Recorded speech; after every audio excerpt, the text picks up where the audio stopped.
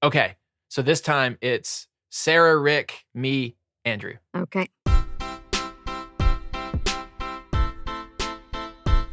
Hi, I'm Sarah Stockdale. I'm Richard Vieweg. I'm Tommy Guy. I'm Andrew Corway, and this is Pagenerd.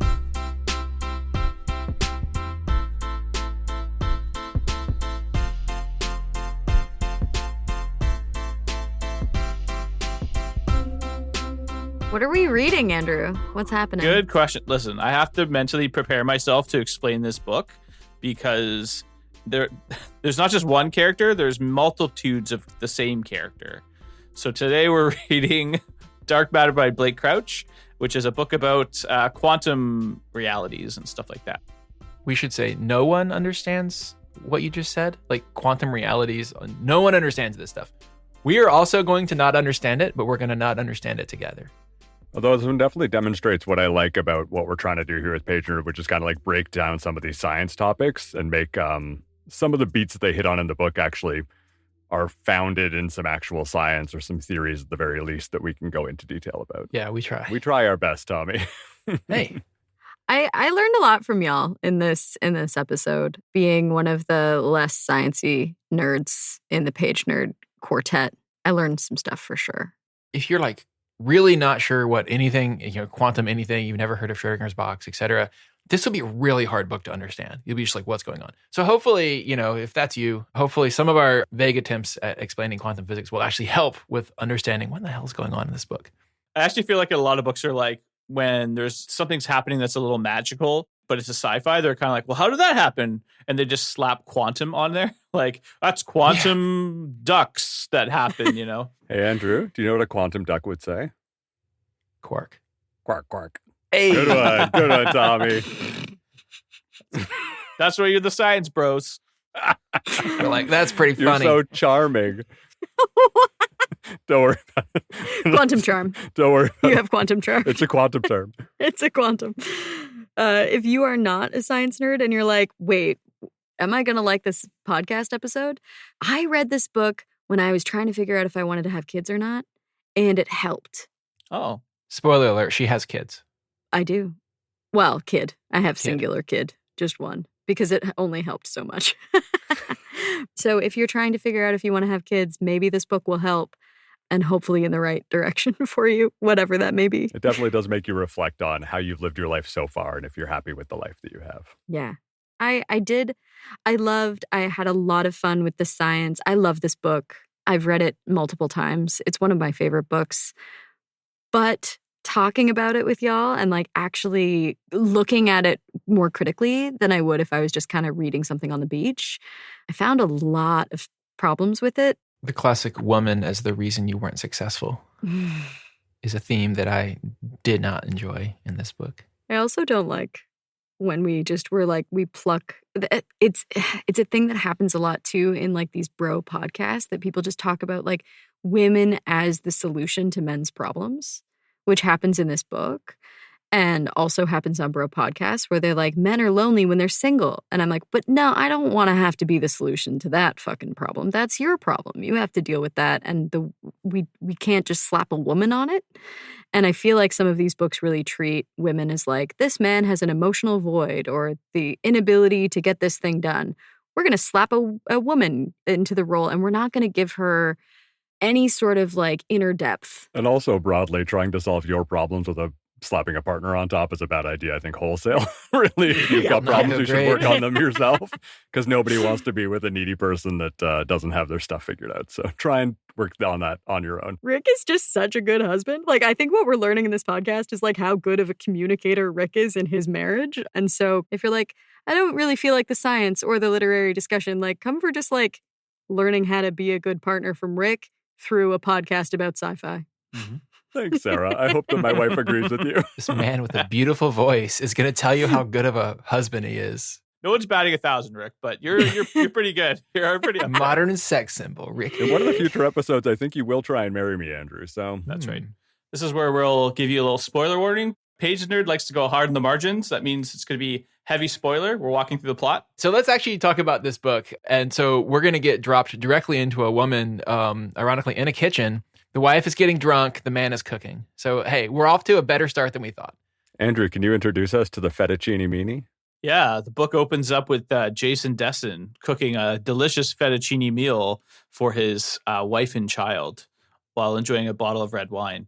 I don't really like fettuccine. We don't have to call him the fettuccine meanie, guys. We can call him whatever you want. The fettuccine meanie is what happens after you eat a big bowl of pasta and cream. Oh, God. I just want to stop here because I'm already very jealous of this family's digestive tracts.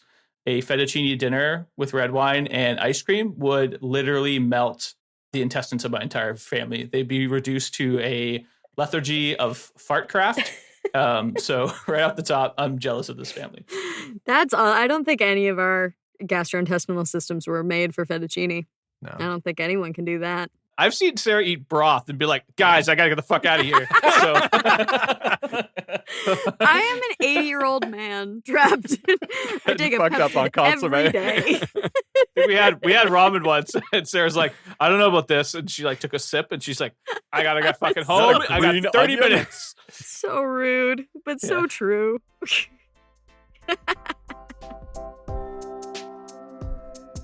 So the book opens from the point of view of Jason Dessen, father and fettuccine chef, juliating the shit out of some onions as his wife Daniela gets drunk on red wine. It's just a Tuesday night, Andrew. Yeah, this is Tuesday.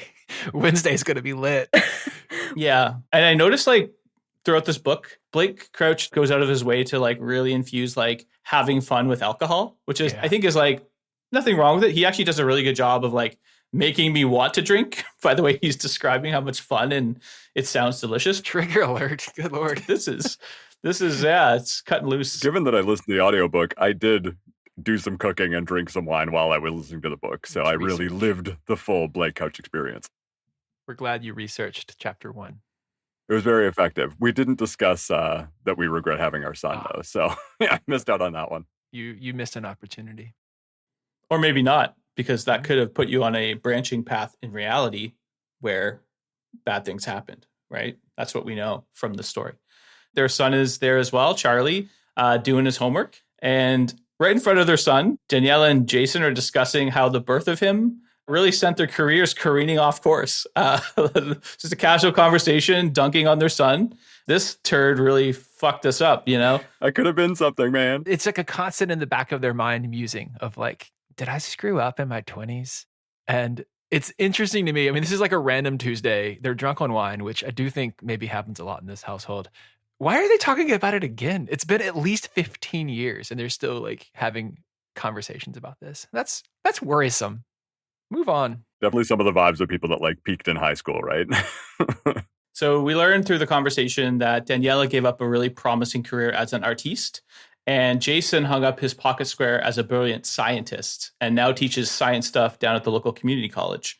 I'm calling this Schrodinger's satisfaction. I think this is like a theme throughout the book. They're both satisfied and dissatisfied, and I don't know where the observation might come in. During dinner, Jason learns that his old friend and science rival Ryan Holder is in town, celebrating his win of what we learn is the Pavia Prize. Daniela insists that Jason should go. He wasn't initially going to go to the bar, but she insists that he should go. He'll regret it if he doesn't go and see Ryan, his old friend. So he heads off with an explicit promise to be back in about 45 minutes for a hot fettuccine dinner. Before he leaves, Charlie demands he bring back mint chocolate chip ice cream. So Jason goes to this bar. He's kind of stewing. We learn that he's, more resentful than he let on in his conversation with Daniela. He's in a bad mood. Ryan ends up buying Jason a scotch, like way above his pay grade. And he starts discussing how Jason could have been such a great scientist. Like, Ryan, I won this amazing prize. Like, you could have easily beaten me to this prize if you hadn't been such a loser with your family. It was a dick move. Yeah, it was dickish, yeah.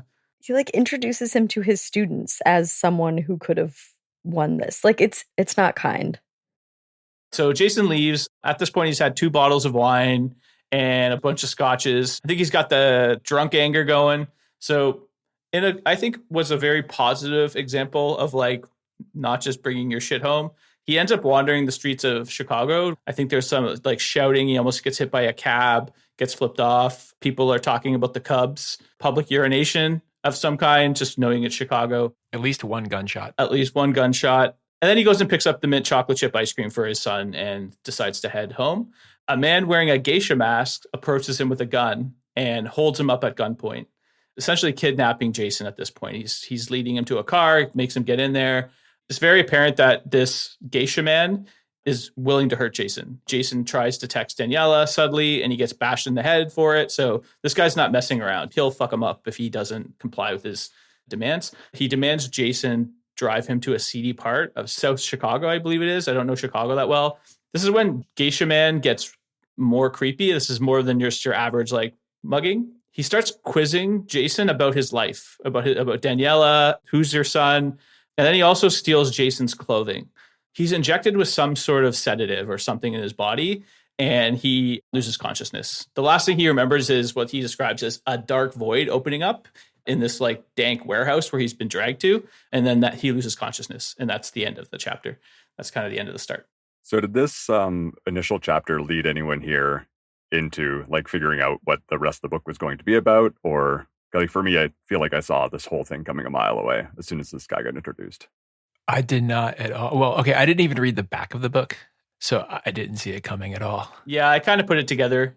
I don't think I did. I read this book for the first time so long ago, so it's hard to know, but I still remember having some like TSN turning point moments while I was reading it, being like, oh, wow, this is amazing. But we're spoiling it even further, so we're pre-spoiling it. Yeah, let's pre-spoil. Let's spoil it as we go. All right, so the book continues with Jason regaining consciousness. He's in like a factory, but it's like a nice factory. And then medical people with hazmat suits kind of rush him, strap him to a gurney.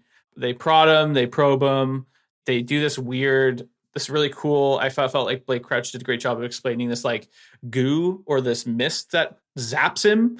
And it's very descriptive and it sounds very painful and very like disorienting. I don't know if you guys felt like this is probably where I started to clue in like, oh, this is like, he's gone to some other place or something like that because the technology was different. Yeah, he's definitely been moved was my first thought. The people who are doing this to him are like friendly. They're like cheering him on like a hero that's come back home. So it's kind of strange, right? And Jason obviously is like, what the hell is happening? We are introduced to another character, the lead scientist named Layton. Seems to be in charge. He's overly familiar with Jason. He's talking friendly, like they've been friends for a long time. Our Jace has absolutely no memory of him, doesn't know him at all. Layton leads him to a panel of scientists that start grilling him on his experiences in the box. Starts to allude to him coming home from this other place. But there's also like heavy security there. So it's not just as friendly as Layton is letting on. There's like an ominous element of security on top of that. He learns that Jason is not the family man. He is a celebrity scientist who works at a place called Velocity Labs, which is an organization that has cracked the code on quantum travel. And Jason himself, having no memory of it, he is being told that he is the brilliant inventor that came up with this technology. I think he's already realizing they think they know who I am, but I have no idea who they are. So something's weird, and he was being a bit cagey. He's also smart enough to realize with the security around, he's getting a weird vibe about it to shut his mouth about it. And that's actually how he escapes. So he asked Layton if he could go to the washroom. Layton takes him to his personal washroom, and Jason escapes through the window. He makes a beeline for his house. So he's like, where the hell am I? As he's making his way through Chicago 2, I'm going to call it Chicago 2 for the clarity of just narrative, he starts to realize that the stores in his neighborhood are different. The street names are a little off. So he describes it a bit as like this uncanny Chicago that he doesn't really recognize. When he gets home, he finds the details are all wrong. So in his house above the fireplace, there's a picture of him, Danielle, and Charlie on a family trip to Yellowstone Park. They have it nicely framed above the fireplace. In this house now, he finds an artistic print above the fireplace. He goes upstairs to Charlie's bedroom and opens the door. And it's not Charlie's bedroom. It's actually a home office. And there's a plaque hanging on the wall in this office that informs us Jason Desson is the winner of the Pavia Prize. Jason even notes, like, because the house isn't full of family knickknacks and carpet, even his voice sounds different in the house. It echoes around the way that it doesn't back home. I thought that was like a really great there's like these really subtle but great metaphors that he's using to explain Jason's mental state at this point. I think he did a fantastic job of this sort of near miss world that Jason has found himself in. It's the same house, but the neighborhood has gentrified. It's still a picture of Yellowstone, but it's the picture that like rich white dude takes, not the picture that you take with your family. All of us that have been in science or been in careers and have like thought about these branching paths, you know, do I have kids? Do I not? Like I can look at my house and be like, yep, that is where a crib would go if I had a kid. And it is where my desk is.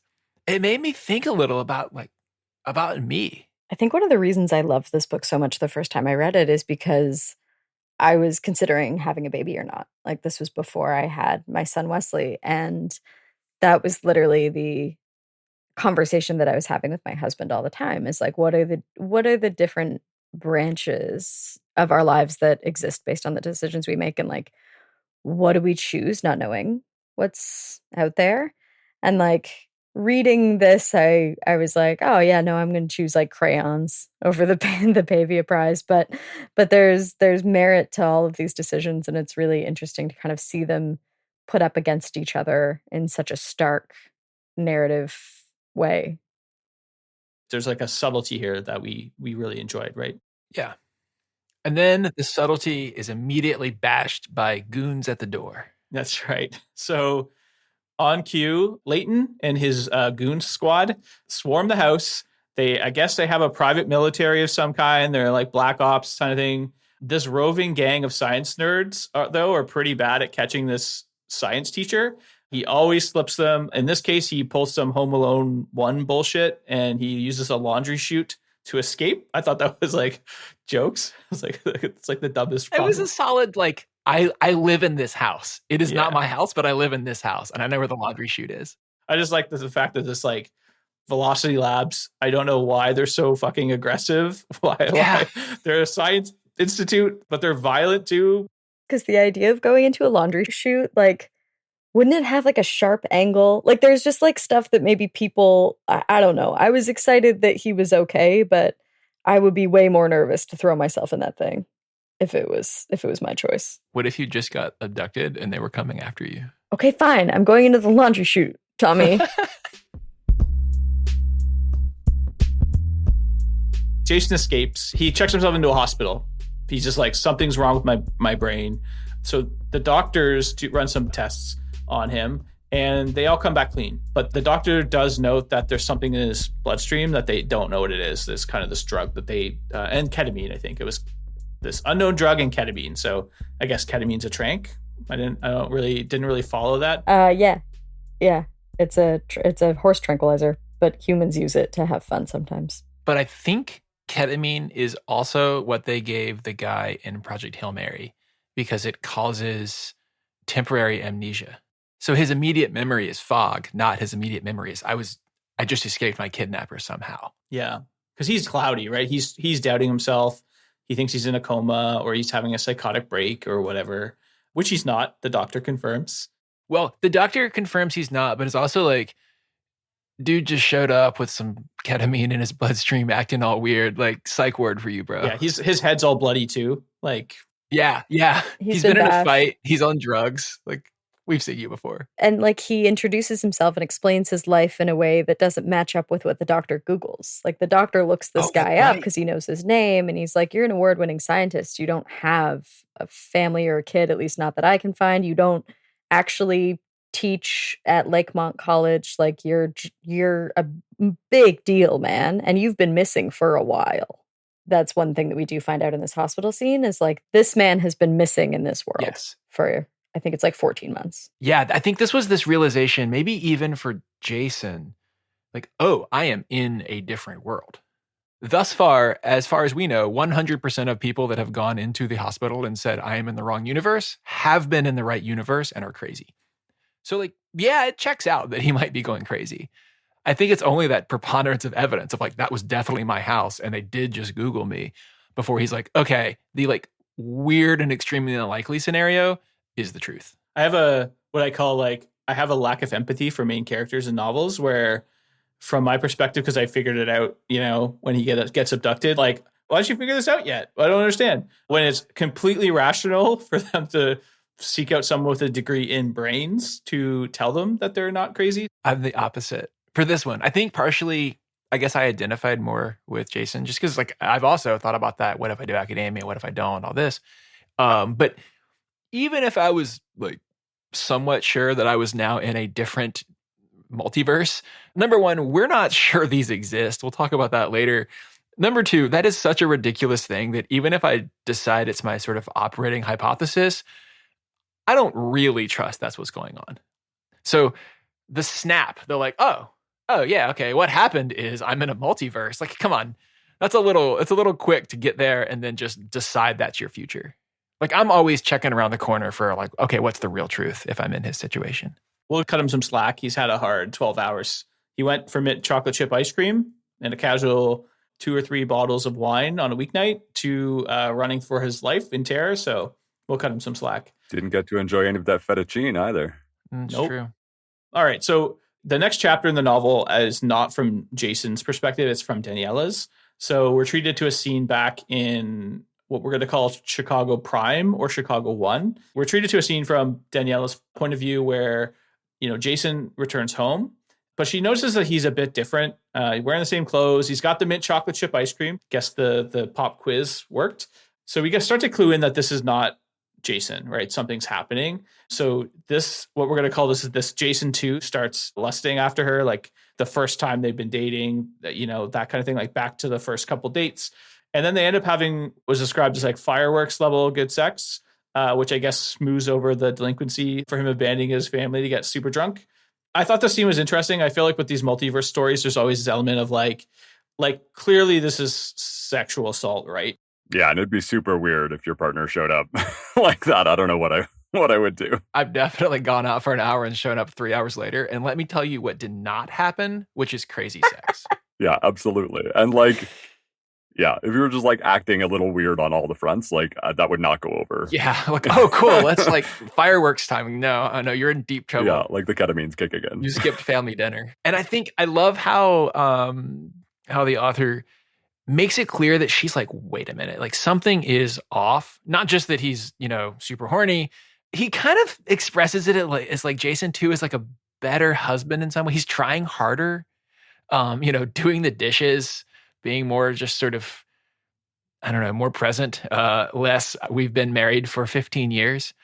And I like that she's like, this is good, but it's also weird. Yeah, but it starts to become like a questioning about, the role of Jason in this world, right? Later on. Okay, so that's the end of that scene. We head back to Chicago 2 where Jason flees the hospital. They're going to commit him. They were going to put him against his will into a psych ward. Yeah, so he leaves and then he seeks out Daniela in this Chicago 2. So he looks for Daniela too, trying to like, I guess, find some level of normalcy.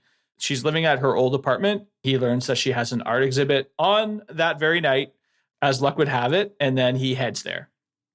The exhibition's well attended. Daniela is clearly this like big time artist, and we get like a taste of Daniela's art itself, described as kind of this room that's split into these transparent plexiglass dividers. And you enter the room in groups of 5, I think, and each person takes a different pathway through these plexiglass dividers. And from their perspective in their individual plexiglass hallways, they see the art slightly different. They see there's like a video playing over top, but there's different props and different from their perspective. The video is slightly different and stuff like that. I thought it was kind of cool that everyone is taking a different path. So everyone's having like a vastly different experience of the art show, similar to the like multiversal themes. And at first I was like, oh, this is kind of hacky. Why would Daniela do this exact thing that is basically the plot of this book? And then we realize that it's based on a conversation that they had. And so I was like, okay, we're tying that loose end up in a way that I feel satisfied by. The fact that he took time to like explain this art exhibit, I think really gave Daniela too a lot of credibility as a character. And Daniela, it's informed all by Jason, which is a really, really sweet touch. So they kind of hang out. Jason finds Daniela too. She tells him about him being her inspiration for the exhibit, and she invites him back to her place for an after party. And Ryan Holder is kind of lingering around. We find out that they've been casually dating, but it's pretty clear from all of the signs that it's like we find out that they're not into each other. They bust out the bong, I think, at one point. And in this kind of like drunken high state of mind, the original Jason confides in them that he's not from their reality, and he's starting to put the pieces together that he thinks he's been abducted and brought to this place. You can tell they both think he's had a break with reality, because it seems like he's had a break with reality. But the one thing that's interesting is the conversation that inspired the art show, I think, happened 14 months ago, right before he disappeared. So he has this conversation with Daniela about, do you ever think, what if we had had the baby, et cetera, et cetera. She goes off and creates the art piece about it. He disappears and goes missing for 14 months right after that conversation, and then appears back at the art show. So there's enough like weirdness happening that she's like, okay, something strange is going on here. And then he comes out with the, high drunk story of, I was kidnapped and placed in this universe. And to Blake Crouch's credit, he does a really great job of this scene, because everyone kind of acts like a human would act. Like Ryan Holder is like, you're being a dick, you're being crazy, I'm leaving, you're fucking with me, I don't appreciate it. And I was like, yeah, that's exactly how this guy would react. Like you wouldn't immediately believe this person is telling any sort of truth. You would think you're being fucked with, for sure. Especially if Jason 2 is kind of a dick, and like, that. Yeah, that's a really good point. And then there's a key piece of thing that comes out in the story, which was she was pregnant with Charlie, and she decided not to continue with the pregnancy, right? And that, I think, was the kind of deciding split, right? That's really, really weighing heavy between them during this conversation. Obviously, this Jason has no clue what's going on. He's kind of being filled in. And then, so Ryan Holder leaves off in a tizzy. So it's just Jason and Daniela. And they start to have this really kind of intimate conversation about their history. And then Jason starts getting really, really sick. So he's having what is described as like withdrawal symptoms from this unknown substance that he's been given. So instead of jumping into the sexcapade, she helps kind of like nurse him back to health a bit. And then over the course of that, she cooks her secret family recipe.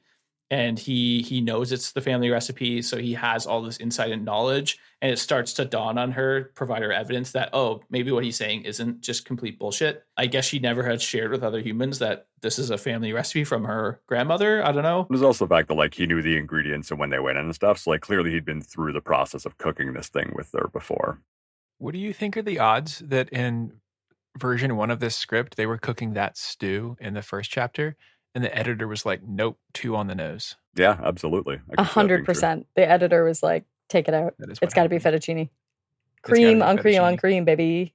And you find out too, like in this universe, Jason and Daniela only dated for 2 months. And then keeping in touch, apparently. There's something there. There's something there. When Jason gets back to health, they start to get like closer and closer. It's clear that they're going to like get it on. And he stops for a second and he's like, maybe it's not a great idea to linger here with homicidal Velocity Lab military nerds pursuing me. And then he's just like, nah, how would they find me at this person's house? And then they get it on. They have a night together. First of all, I'm like, I feel like this is cheating on your wife. I know it's her. They don't really go into it. He's just like has sex with her and then they move on. Definitely wouldn't be the first thing I do when I get into a new multiverse like world, would be finding someone to hook up with, even if they were my wife. Schrodinger's booty call is what I called it. And he'd like be feeling awful. Like he hasn't had anything to eat. Like, I don't know, man. He just got abducted and hit in the head like not that long ago. Yeah, he does have classic several superhero wounds. move of I'm fine after being, nearly murdered. Anyway, back in Plotland, so Jason was very wrong about Daniela being safe because, oops, she's murdered in the very next scene. A guy wearing black, he describes him as this like psycho, that soulless psycho, breaks in, shoots Daniela in the head, and then drags Jason back to Velocity Labs. So Jason awakes after, watching Daniela die, tied to a bed. Leighton, the head of Velocity Labs, comes back in and apologizes to Jason. He says he didn't realize how demented Jason has gotten. He hasn't quite figured out that it's not the Jason that belongs in his world. I guess Leighton's a bit of an idiot. So, he apologizes. Oh, we had to kill Daniela. It wasn't clear to me why Velocity Labs was still so violent. Like at this point, I was just enjoying the fact that it was like comically evil. So Jason admits he had amnesia when he came back from the box. So our Jason is playing dumb. He's still trying to say like, oh, I'm this Jason inventor. Because he realizes his life is on the line. How do we know his life is on the line? Because Ryan Holder, that petty bitch, comes back and tattles on him. Ryan Holder wants a job at Velocity Labs. He thinks that he's going to expose Jason, which he does. And instead of being rewarded with a position, a nice cushy job, he's rewarded with a beating. He gets beaten down.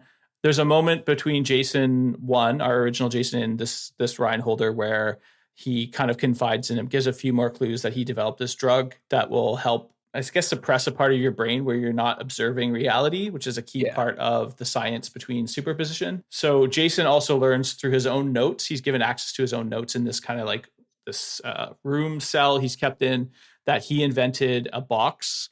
So it's kind of like this cool gray cube with a door. And when you go into it and you're shot up with this drug, you lose consciousness and you wake up in, I guess, a multiverse, right? I'm going to call it the quantum room. It's a sleek metal cube, and it allows you potentially to go to other universes. We also learned that there is more than just Jason has gone into this box, and he's the only one who's come back.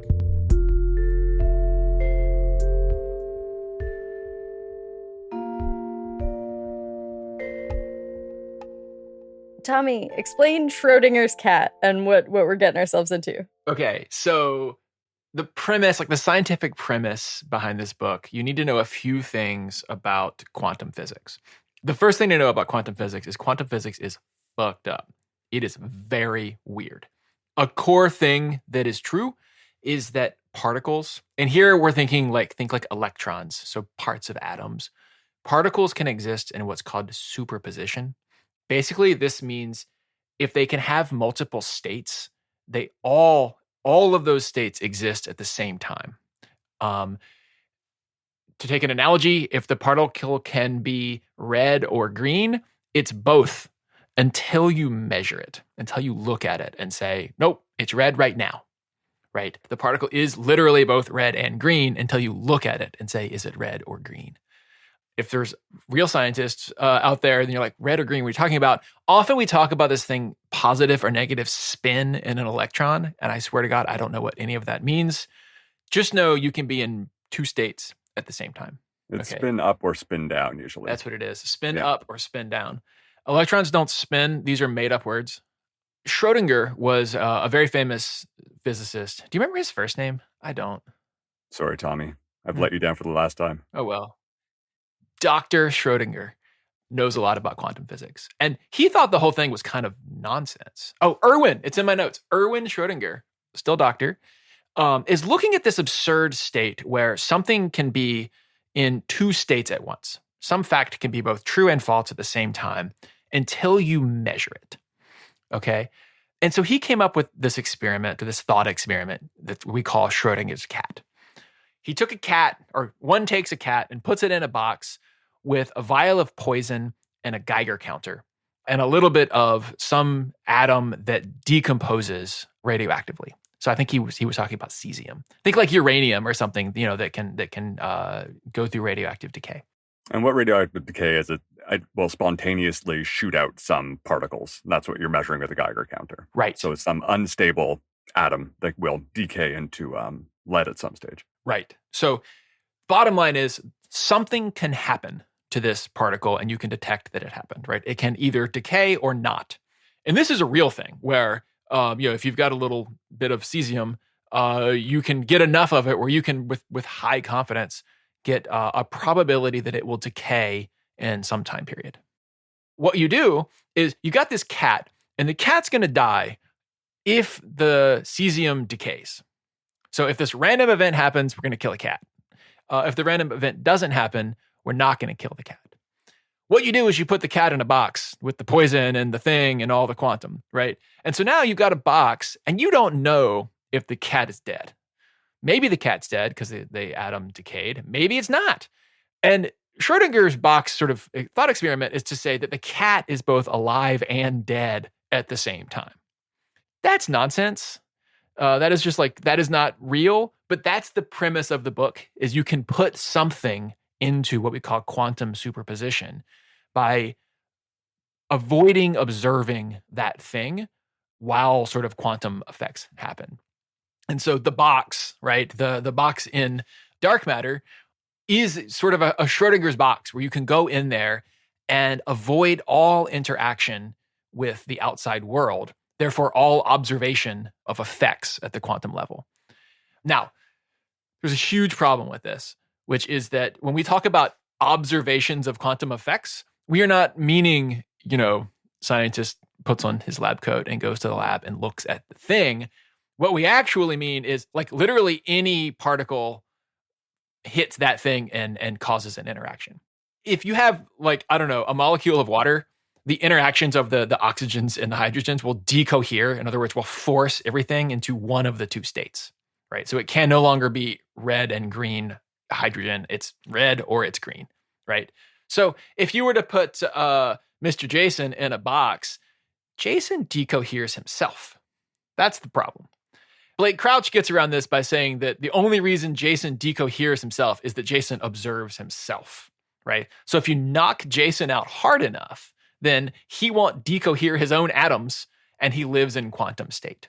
Thus, this weird thing where he takes a drug and there's, hand-wavy neuroscience and all of a sudden his frontal cortex, something has happened and he is all of a sudden unable to decohere his own body.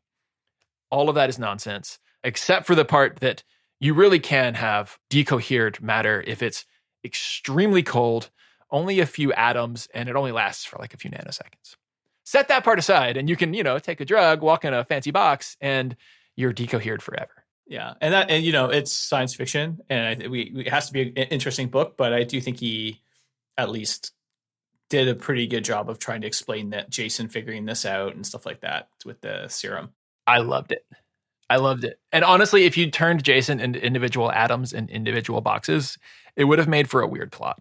It's a kind of a mind fuck to be like, every small decision ever creates a university with mass, time, space, all that stuff in a permutation where like, I feel like some mechanism for it collapsing into the decision that happens to me is a lot easier to wrap my head around than, this multiverse idea. I feel like if the multiverse idea exists, maybe that's fine, but I don't know. The math is consistent with multiple interpretations of these things. And the many worlds hypothesis, the one that's in the book, the one that's in a lot of science fiction because it's just so fun. It's fun. It has this, okay, so basically a thing that physicists will do is they'll come up with equations that describe the world. And then they'll say, okay, assuming those equations are true, what else could still be true and consistent with what we know to be true from the math? This is useful because it's a way to get better at physics, right? A thing that has happened many times is we'll have math and we'll say, assuming that math, we know X, Y, and Z must be true. And we'll go and run an experiment and they're not true. So we know that we need more math. Yeah. Multi-worlds is this idea that when you observe something, we're back to this tiny world, you're observing like the spin on an electron. You enter this superposition with that thing. So the idea is there is some version of you that would observe spin positive, or, if we're using colors, some version of you that would observe red and some version that would observe green, right? Some version that would observe spin positive and some that would or spin up and spin down. And right? Both versions exist. Fork off into the multiverse.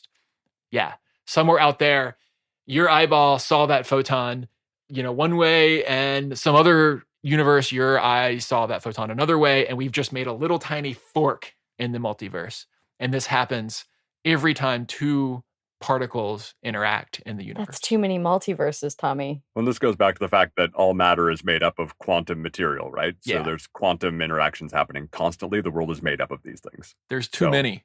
Yeah. That's too many. That's too many universes. That's so many universes, Tommy. I don't like it.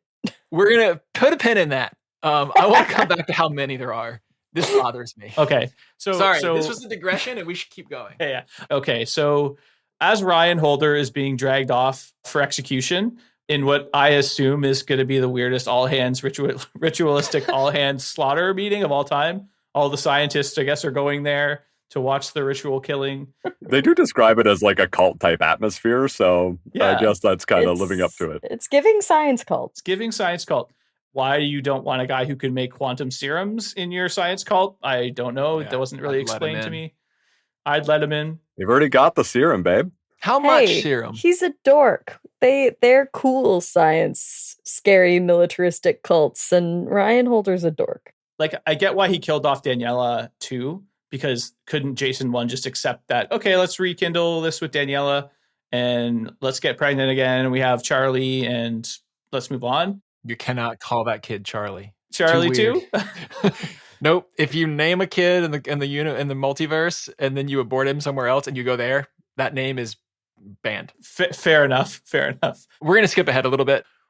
Eventually, what we learn is that Velocity Labs is a for-profit business, very clandestine, sort of lives in a bunker in South Chicago. And all of these people are very bought into this mission of sort of doing travel through the multiverse. Like, what's the business proposition for this? What are we trying to accomplish as Velocity Labs? You go into the box and you bring back infinite money. Tommy, I don't know. Yeah, That's I confusing. think it was go into the box, bring back the cure for cancer. Go into the box, bring back. You know what I mean? Like, just go into the box and find the answer to any of the universe that you exist in's problems and bring them back and monetize them. That is such a great take, Sarah. That is like I was imagining coming back with like infinite gold, and we all have personal support robots made of gold. Cure for cancer is a way better use of. So it's like you would create a post-scarcity society because you could just go find an Earth that wasn't. You can go learn. Yeah, you can go learn. Go find somewhere where they've solved the problem you're trying to solve and bring the solution back. That. If I was going to cult leader a bunch of nerds into doing my bidding, that is the story I would tell. So that's just the story I assumed. Actually, what you would do is sell ads on the internet. Find new universes with which to sell ads to. Capitalism. We're going to build sex bots. There are whole universes out there that are not being advertised to. There's always sex bots. Yeah. There are universes that also, okay, and complete sidebar. I have a beef with the multiverse. I have a lot of beef. You should have beef with the multiverse. It's bullshit. Not because it doesn't exist, but because it's full of bullshit. Anyway, so let's get back to the plot. So original Jason is spared this all hands death ritual by a doctor of psychiatry named Dr. Amanda Lucas. She, while they're off killing Ryan Holder, she doesn't really seem to give a shit about that guy. She sneaks in to where Jason's being held and frees him under the grounds that she's just now learning about all the violence that Leighton is committing. I guess this maybe is the first ritual. They've had the policy, but the first ritualistic murder. She helps him escape. And, she's a great doctor of psychiatry. She's a terrible spy because almost fucking immediately they get caught just walking down the hallway. She's like, oops, the cameras. And they're chased by these psycho scientists with guns. What this means is Amanda initially wasn't going to flee. She was just going to help Jason escape. But now she has to flee for her life as well. So they grab 2 backpacks that are full of these like ampoules or vials full of the serum. And they hop into this box to escape certain death. This is when the novel gets real interesting, real deep into the quantum theory. So I'm going to call this aspect of the book. This is the second act we're in now. It's the backstage of the multiverse. So they wake up in this quantum room, except it's no longer a room anymore. It's now a hallway that stretches off infinitely. They can't even see the end of the hallway. So what Jason quickly deduces is it's not actually a hallway. What it is an infinite number of these quantum rooms side by side by side. And through some experimentation, they realize that opening one of the doors, so they go to the next door over from there, the door they just entered, and they open it, and it opens to an alternate reality. The first door I think they open to is like a nuclear fallout reality, and now they're stuck because it's seemingly at random. When they open the door, they're brought to a random reality. They have one backpack, which has 100, or I think, which had 100 vials. They take 2, so they have 48 each left. So Amanda and Jason are in this quantum hallway, and they're having a hard time navigating. Every single door they open is like nuclear fallout. They almost die in an ice age. And then at one point, also something strange happens, not in an alternate reality, but in the hallway.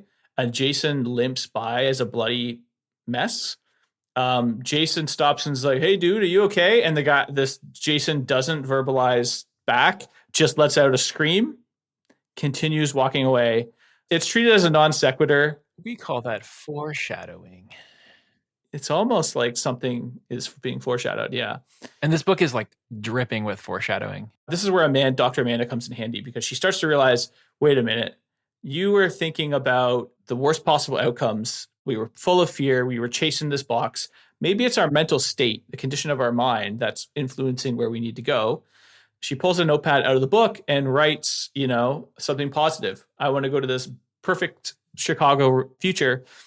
Turns the door handle on one of the quantum room and opens to an amazing future Chicago. It seems to be like everyone's happy and healthy. There's flying subways. So you start to realize the mechanism for how they get places is their emotional state. And they use this, what I'm going to call this dream journal, to navigate. They put like what they want to do.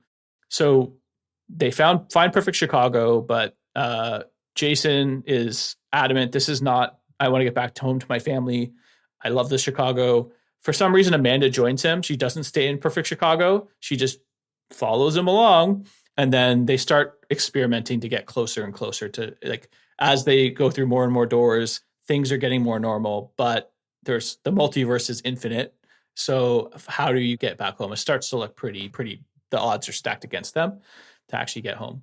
We're treated to a scene back in Chicago Prime, the initial Chicago, where Daniela and Jason too she's noticing the details are different. He dries the dishes differently. He works out.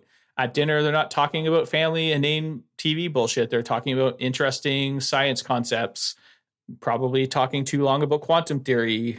If it was our family, she feels like she should be happy. In many ways, this Jason too is a better husband, a better partner. Charlie's growing a little bit intellectually, but it's not her Jason, right? And she starts to like have these very human thoughts, which is like, why the fuck is he so different? Why is he better? I think this is like a really interesting moment for her. I really like Daniela as a character. I wish we had a little bit more of her, actually. But she starts to think of like, is he cheating? And he's bringing that like positive juju back to me.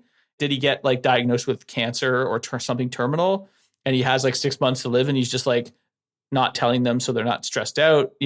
Her mind is racing. And I really like these like interstitials of what she was going through back in Chicago 1. Yeah, and it's important that we keep up with her as well, since like she's going to come back into the book later, right? So it helps us stay connected to that character.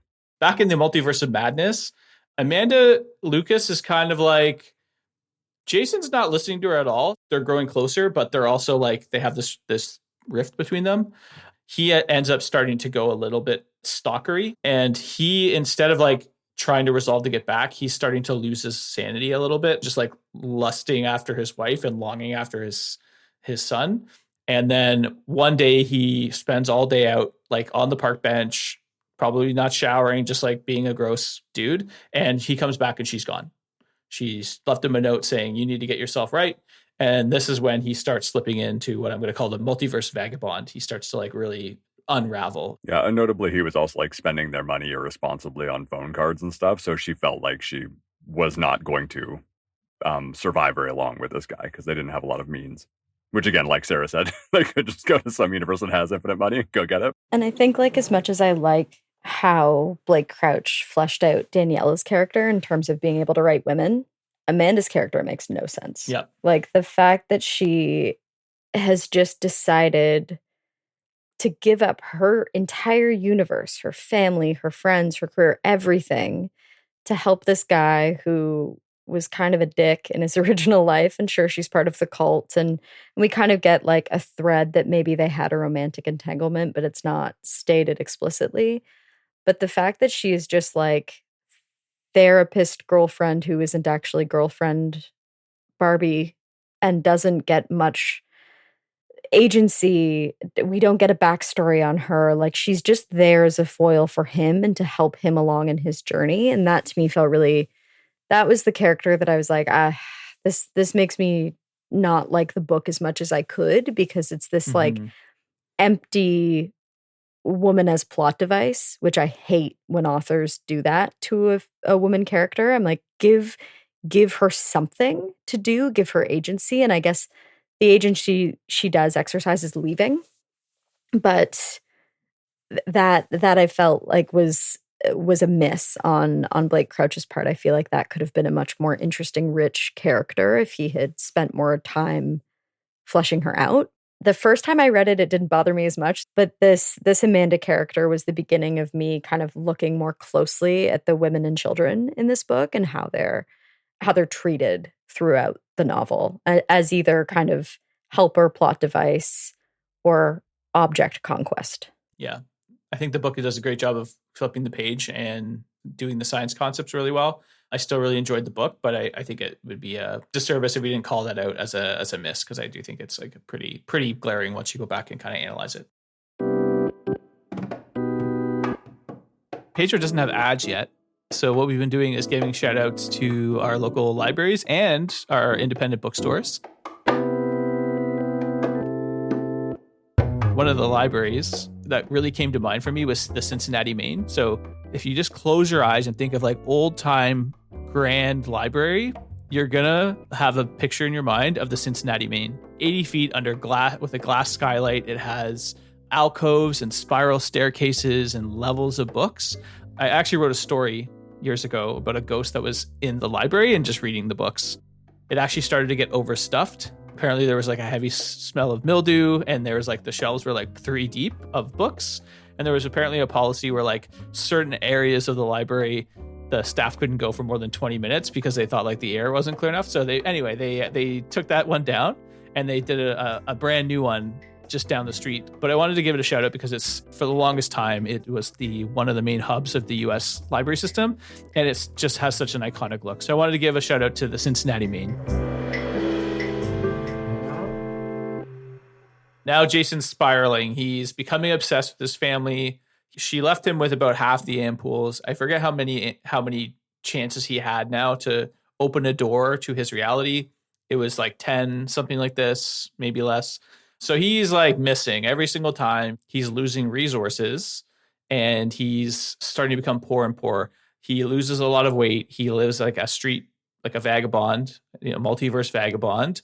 Why wouldn't you just go to a universe where you could get money? I agree. You're making me think of like those weird like TV preachers that are just like manifest having more money, but he can like literally write down, "I wish I had more money" in his dream journal and go somewhere where he has more money, and then it's like takes him up. Yeah, and it's like this very strange capitalism, because every universe every world he goes into has this like really ruthless like capitalism where he literally just never has any resources. He can never like sleep in a soft bed or take a shower. And this guy literally has the dream journal. He can make up anything he wants. If he needs a universe just to collect resources, just to like rest for a while, he could have done that at any point and doesn't. And also the fact that like every one of these realities is like a terrible America. Like modern day America, but like every single one of them. What about the fancy one? He doesn't manifest that one. Like Amanda manifests. That's true. Like Amanda, that's right. He's really like, wonderful no, one. I want shitty Chicago. Yeah, he just wants to remain kind of. He doesn't have a home, and he's sleeping on the streets, and it becomes that it's not this like existential threat of just trying to find his way home. It's also like this guy might just die of poverty. It is strange, but I think it makes sense actually. Like, the thing about if you're ever lost in the woods, you know what you're supposed to do? Just sit down. Like, stop moving. Yeah, stop. Down, yeah. If you're trying to find them and they're trying to find you, it's not going to work. So I feel like he's doing that thing where you panic and you're like, got to keep going. Yeah, I feel like it's one of those things where he always thinks that the next universe he gets to is going to be the one that he's looking for, and his whole quest will be over, without the foresight of the fact that when he gets there, he has a bunch of stuff that he has to deal with and a bunch of things that he needs to be prepared for. After Jason spirals out into this capitalistic hellscape of Chicago, at one point he admits that he breaks stealthily into Daniela and another Daniela and Jason's house, like some random universe.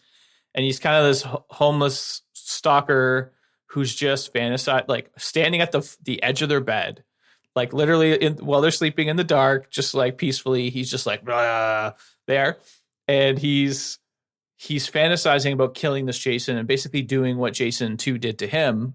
And then he stops himself and he kind of like I feel like this is a moment where he finds his core again. He's like, he's not a murderer. He couldn't live with himself if he did that. He doesn't want to become Jason 2, right? This kind of like evil scientist, Velocity Labs person, and he rejects it. And then this is what kind of spurs him to go back to the beginning, to think about Daniela, his love, when he first met her at a party. She was being spoken to by some dork who was boring the hell out of her. And he came up and he was quite charming. And he kind of like, is he bothering you? Or I don't know. He did something more like nicer. But he basically saved her from this boring conversation that she didn't want to get in. And that was like, I guess, what started their journey together. And to use the metaphor, like through their quantum state, they kind of accepted each other. And now they had this like sweet moment. Would you say that they got entangled, Andrew? They got entangled. That's correct. So he wrote that in his dream journal. And that ultimately was the memory that ended up landing him back in his home universe, is going back to the beginning with Daniela. And he's starting to plan how to kill Jason 2, take his life back.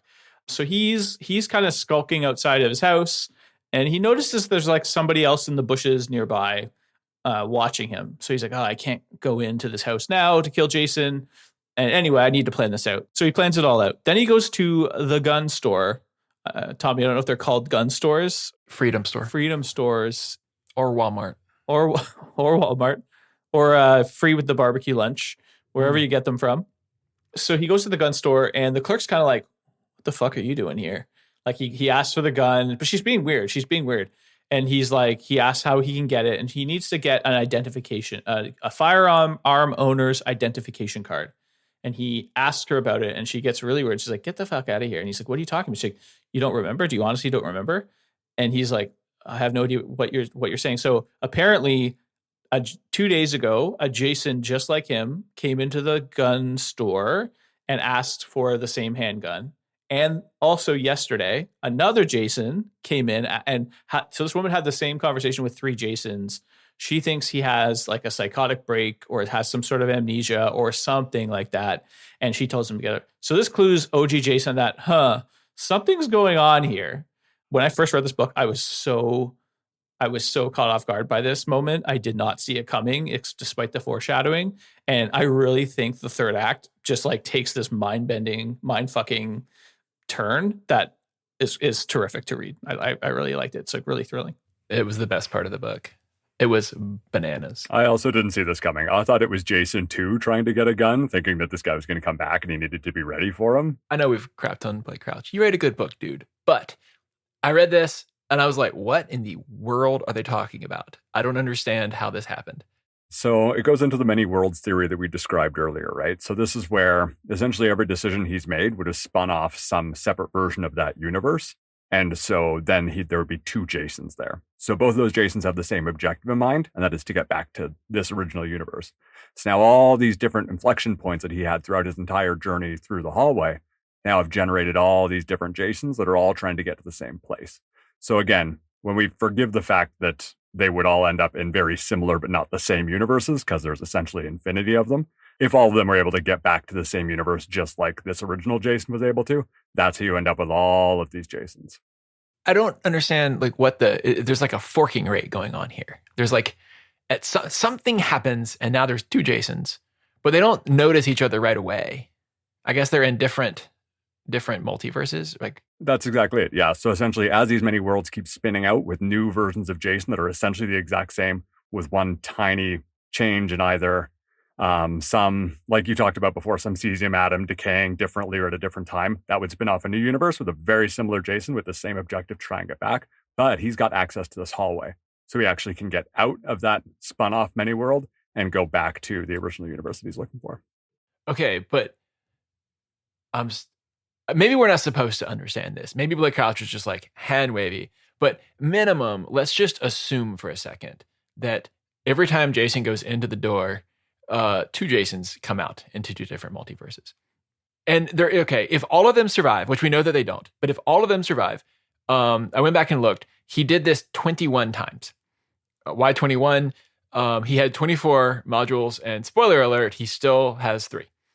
And so you get sort of split 21 times. That's 2 to the 21st power. That's 2,097,152 Jasons. You have to remember, it'd be significantly more than that because it wouldn't just be 2 every time. It'd be every single decision while he's in that separate universe would spin out to a different one. Okay, that's what I couldn't figure out. If it's more than 2 splits, then we're screwed, guys. We've got like trillions of Jasons just wandering around being bums. But like you said before, there's an infinite amount of these universes, essentially. So there'd be room for all of these many Jasons to slot into all of these many very similar universes. That's true. So even though there are so many of these guys, there'd be even more universes. But we have to suspend mathematical reality for 2 seconds because otherwise the story doesn't work. Yeah, it's fiction. It's fiction. Yeah, it's fiction. But the interesting thing is, let's assume so exponential math is fun because it's easy to work with. So let's assume that like every now and then You just said a Jason dies. exponential math is easy to work with. I just need to Hear me out. Yeah, So- I'm being silent on that one. Like I'm agreeing. Like I know what the fuck. Like, yeah, of course. I need to make it clear that I don't agree. We've got 2 million Jasons. All right, there's 2 million Jasons we can play with. Some of them die. So let's say that there's like 500,000 Jasons. And let's say that, half of those get home. Okay. So we're at like 250,000 Jasons that just like made it home because he's pretty smart and all of them like think the same. So like a high percentage are going to make it home. 250,000 Jasons. Chicago is 2.7 million people. So if this worked, then like ballpark 10% of Chicago is Jason wandering around trying to kill Jason. So that's a high percentage of Jasons. yeah, like he saw the one in the gun shop, but like, dude, I'm about to blow your mind. You're everywhere. You're very famous. You don't even know it. So there's a group chat of Jasons that emerges very quickly after this moment. How does the group chat emerge? I can't remember. I thought that was weird. Yeah, he goes to, I think it's an email. It's like like Hotmail or Gmail of his world. So he makes an account with the very first username that comes to his head, and it's taken. He goes and tries to log in with the first password that comes to his mind, and it works. So all of the Jasons in this universe are able, probably not all of them, but most of them are able to kind of deduce this, and they all join this like Gmail meet. There's a link in one of the emails in there that he joins, which is a channel that one of these guys made up. One of the Jasons set up this chat for them to all use. So left like an email draft to himself. It lets them talk to each other because it very quickly you realize like it's Jason game theory. Like who's gonna get Daniela? Only one of us can have her. It's one to many. I thought this was the chat was really funnily done too because one Jason will ask something in the chat and then like 3 Jasons will say the literal same thing. So Jason 7, Jason 4, and Jason 17 all like literally respond with the exact same sentence over and over again. So it was kind of funny. Like you get to see it. So this is when things get murdery. OG Jason's phone rings and he answers it. And then it rings again and he answers it again. And he quickly deduces it's one of the other Jasons calling around and has identified him. So he escapes. He gets down to the stairwell and there's another Jason there with a knife. So he escapes into a crowded bar. He realizes from this chat that they were all kind of planning to kill Jason 2 in this state part. And this Jason clearly had a rough time. He has scars and stuff like that. And he's kind of like, something's a little off with this. Like, for whatever happened to this version of Jason is a little off. And it's hinting in the story that not every Jason is as altruistic as our Jason. So he needs to devise a plan. He can't call Daniela out directly because why would she? It would freak her the hell out. So he devises a plan to have Daniela come to him. He does so by going to a diner and then smoking a bunch of cigarettes. And there's police in the diner that come over and it's like, hey, dude, can you put that out? And he's like, absolutely not. He starts to get really belligerent. So he's taken to the police station. I really like this moment, by the way. I was like, I guess you kind of get what he's doing, but he was kind of like just being, genius. Yeah, it was a very clever way for him to get. He's got to be as random as he can be. Yeah. Like, I think if I were writing this, I would have had him just starting to flip a coin because we all think the same thing. You're playing chess with yourself, right? We all think the same thing. We all have the same experiences. Our instincts are the same. We guess the same passwords, but you can't fake a coin flip. So you've just got to be random. And like, he's not a dick. And so just Right. like randomly smoking in a diner, like that's such a dick move. And that's not, It's so dickish. that's not something that this Jason would do in any real reality. It's something that he's like acting out. And I thought it was so smart. I love this. Yeah, I love liked this it. part of the I plot. liked it. Yeah, I loved it too. And he felt bad the whole time. He's like, oh man, I can't believe I'm doing this, but he did it. It was so out of character, which it had to be in order to create the outcome that he's looking for. At the police station, he's given his one phone call, which is not an unknown number. It's a police station number. So the chances of Danielle actually picking up are very high. So just exactly what happens. He's been in jail. So she's obviously pissed off. She's like, what the hell is going on? He asks her to bring Charlie, obviously, because he wants them to be together so they can get the fuck out of there before the other Jasons come. But she comes by herself because she doesn't want to obviously see her son to see her father in jail from public smoking or where the hell he did. So this gets them reunited. So this is the moment where Jason, our Jason, reconnects with his Daniela. Not just like an alternate reality Daniela, although we'll put aside that it probably is an alternate reality Daniela. It's a close enough facsimile to his actual life. It's the real one. It is definitely the real one because Jason 2 is there. Unless there are multiple Jason 2s and they all went to very similar universes. That's actually a thing I was thinking about. Stop. We're Stop it. confusing everyone. Yeah. Stop it. Stop that. No. There's so many Jasons. This is the confusion. But think about this for a second. Jason 1 has a bunch of forked Jason 1s who are kind of nice guys looking around. Aren't there like a lot of Jason 2s wandering around looking for Daniela? All right, back to the story. So he's back with Daniela. He proves to Daniela that he is who he says he is, and also that Jason 2 is not who Jason 2 says he is. So Daniela already suspects this from the earlier scenes, that something's wrong. So he makes up a fictional vacation that they took to the Keys, the Florida Keys, and he phones Jason 2 and he prompts her to like talk about this fake vacation. Like, hey, we want to go. Hey, babe, you want to go back to this, hotel, pink and white hotel that we went to? I really liked it last year when we went there for Christmas. And Jason 2 is like, yeah, that sounds great. We should do that. Like that exact room.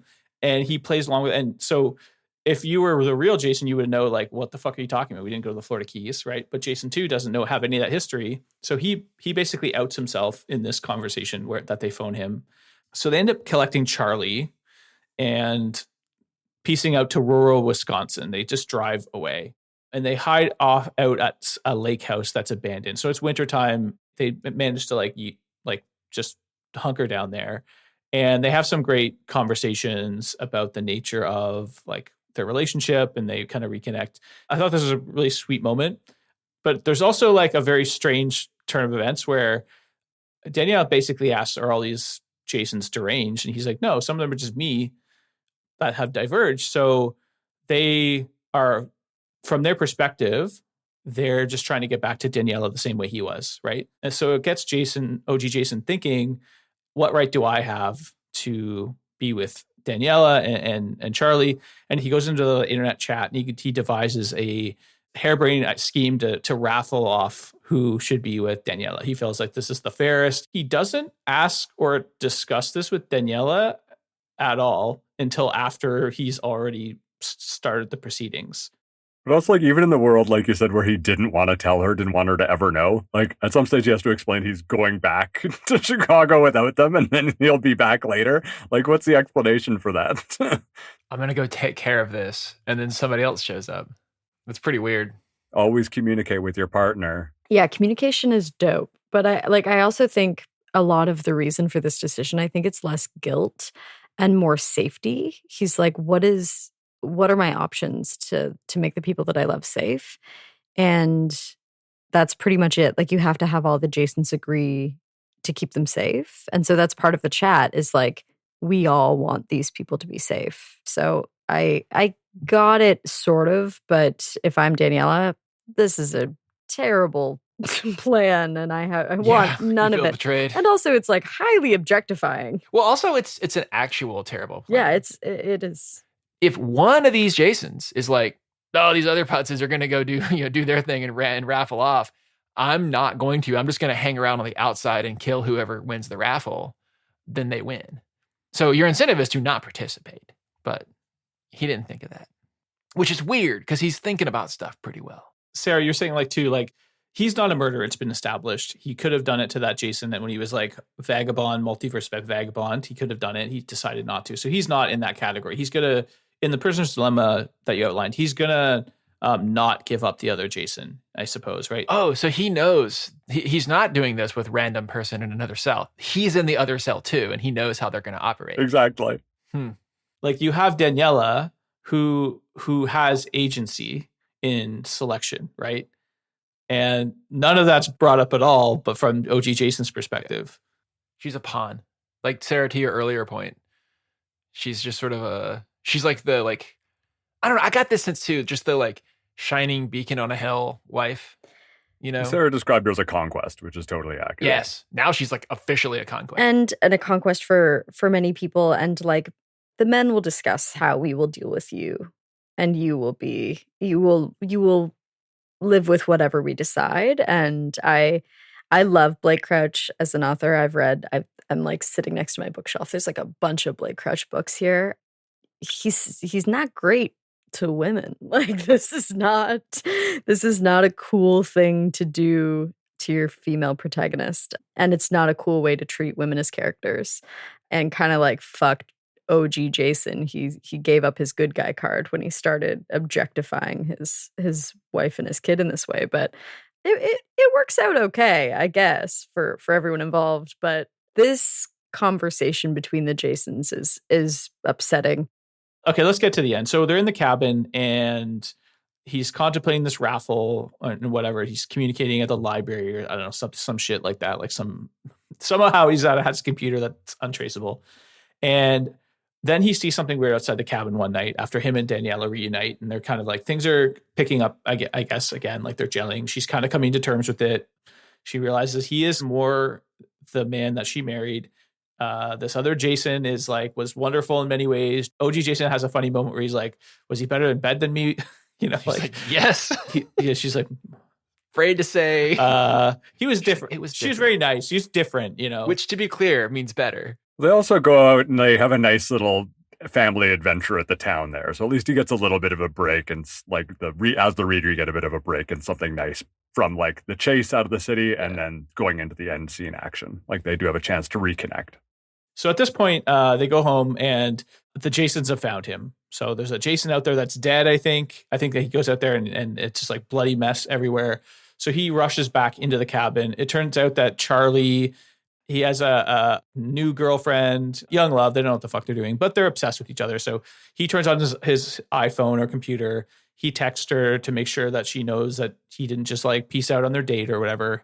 And through this mechanism, the Jasons, through the like find my iPhone feature, locate them in Aurora, Wisconsin, and then they descend on the cabin. So you figure that out. OG Jason rushes back to the cabin and he has a fight with the Jason at the bar with the scar that clearly went through a few things, isn't quite right in the head anymore. He's like murdering all these Jasons and he's trying to like kind of reflecting back in the at the beginning. He's trying to like swap clothes with the original OG Jason the same way Jason 2 did. So he's going to kill OG Jason once their clothing has been swapped. So they tussle for a bit, and this badass dude with the scars clearly like way more badass than him. Gonna kill him. He ends up wrestling to the ground. He's choking him, and from behind we hear gunshots, and this guy's head just explodes. And it's Jason 2 who's standing behind them. So he saved OG Jason's life. He kind of asks him some questions. He recounts a memory of Daniela, I think, to make Jason 2 not shoot him in that moment. And then while Jason 2's like thinking, he turns the gun on him and kills him. I was really disappointed by this because I felt like we had like OG Jason and Jason 2 set up of like these polar opposite Jasons, but you know maybe they're both established not to be murderers up until this point, right? And there's like no resolution between them because he just kills off Jason 2. We don't really confirm any of the details Amanda told us. And, you know, maybe that would have been a plot diversion, but I did think like, oh, damn, like that to me was a moment that I thought they were building to and they just didn't deliver it. At this point, Daniela and Charlie and OG Jason flee the house. The Jasons are like shooting at them at this point. So Daniela and Charlie almost get hit, and OG Jason realizes that there's no safety. Like you said, Sarah, the raffle was maybe a misguided attempt to like have Daniela and Charlie be with one Jason and the rest of them just like give up. But turns out the other Jasons aren't altruistic. They're going to, in the game theory parlance, they're going to give up the other Jasons for what they want. So OG Jason realizes, okay, they have to get out of there. It turns out there was one ampoule left of the Ryan serum. Three. Jason 2 drove to the cabin, and as he's dying, he whispers, check the glove box. And in the glove box, Jason 2 had kept 3 ampoules in case he ever needed to make an escape. They grab it, they go back to the quantum room, and they realize the only way for them to be safe is to leave this reality and go to some other reality. When they get to the box, it's surrounded by Jasons. So they're like, shit. So they fled for their life only to like go to this box. Because I guess that's where they were going to do the raffle. That's like why they're all there. But there's 200,000 Jasons. Didn't you establish, or 2 million Jasons, something like that? 20% of Chicago. 250,000. It's not 250,000 Jasons. So the chances of many Jasons being there is pretty high. Some of them might have just popped out, made their way right. back. It's like a spawn point. We finally found an infinite source of energy, guys. We just got to burn these Jasons. Just got to burn these. That's true. It's like the Matrix, I guess. It's a weird version of the Matrix, isn't it? Somebody out there should do the math on how many Jasons show up here and cause like a slowdown in the Earth's rotation. I feel like that's you. That person is you, Tommy. I feel like. Okay, I can probably do it. Okay, so they're at the spawn point, to use video game parlance. So how are they going to get to this box? Like, they're not safe. And they're all kind of like, why isn't the raffle happening that you promised us, blah, blah, blah. And it's Daniela that gets up and is like, hey, fuck you guys. I've chosen this Jason. He's the one who found me peacefully at the police station. All the characteristics match. And it's her saying, this is my Jason, I choose him, that makes the other one step aside for the most part. So I guess it's like the love of Danielle. It reminds them why they're doing this. Well, and consent is cool. Like, yeah. she still has to choose you, you know? Consent is dope. It's tough to have a loving marriage without consent. Yeah. I would say you can't have one. Okay, so I mean that's a little bit of a redemption for the raffle. I feel like Blake Crouch should have done something different, but at least Daniela's choice gets them into the quantum room.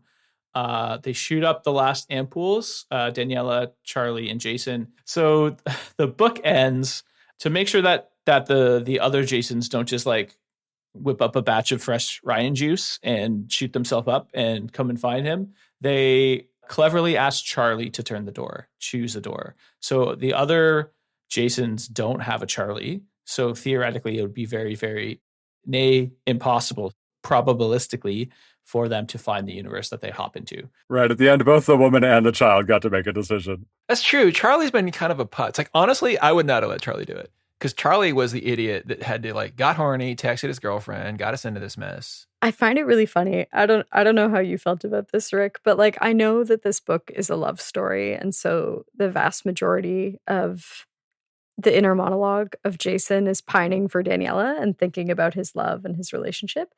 He doesn't think about his kid almost at fucking all for the whole book. I'm like, does Blake Crouch have kids? We should find out, because it doesn't seem like it. I feel like this is his approach to vice. Like, he uses alcohol as a very strong vice in social situations positively. He uses, women, sex as props quite aggressively in Jason's story. So I think the thing you're describing is like a very real life version of work, right? Parenting is a version of work. It's not necessarily maybe as seductive to a wide reader base, but I do think it would have been interesting to explore that, right? Realistically, if you're going to write parents as your two of your main protagonists, like, there's a reason that Charlie's there. And I think really what Blake Crouch did is like exactly what you said, Andrew, is like we've replaced work with the kid. But those two things aren't equivalent or the same. And we haven't explored what's different about those other than just like one means I don't get to be successful. And like that's not. And he does kind of touch on like there are many universes where they didn't have kids and neither of them were successful. And like that's I think it was good that he kind of at least addressed that. What about the universe where they had kids and were successful? He does not give us that at all. And it's interesting because I read this book when I was thinking about having a baby and trying to make the decision. And I think the book was honestly impactful in the way of like, even these professionally very successful and fulfilled folks were all trying to get back to the family.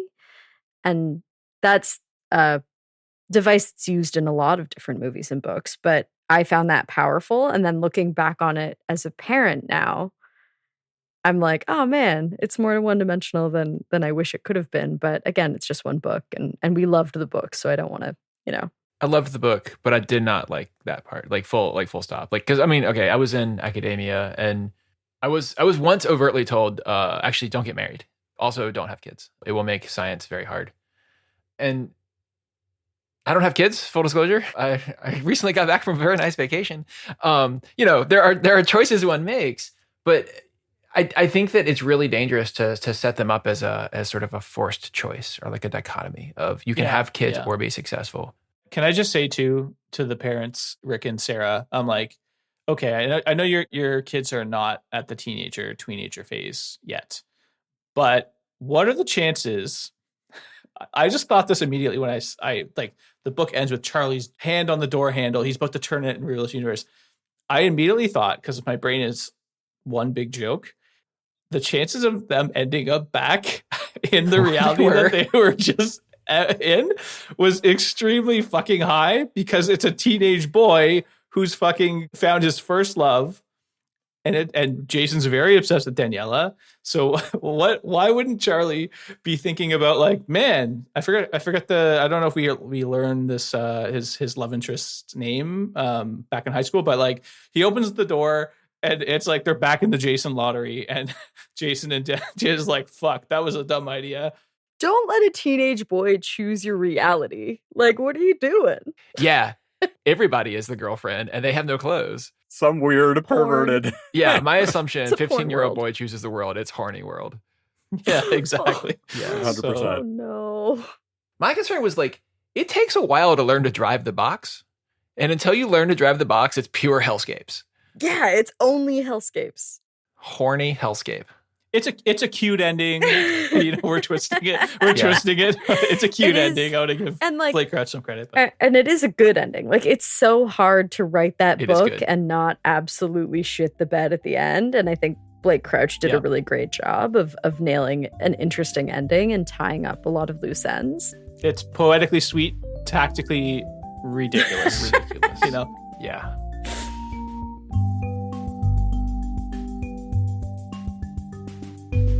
Pagenerd is Andrew Corway, Sarah Stockdale, Richard Vieweg, and Tommy Guy. The producer is Jay Cockburn. Next episode, we're reading Sea of Tranquility by Emily St. John Mandel. Happy reading.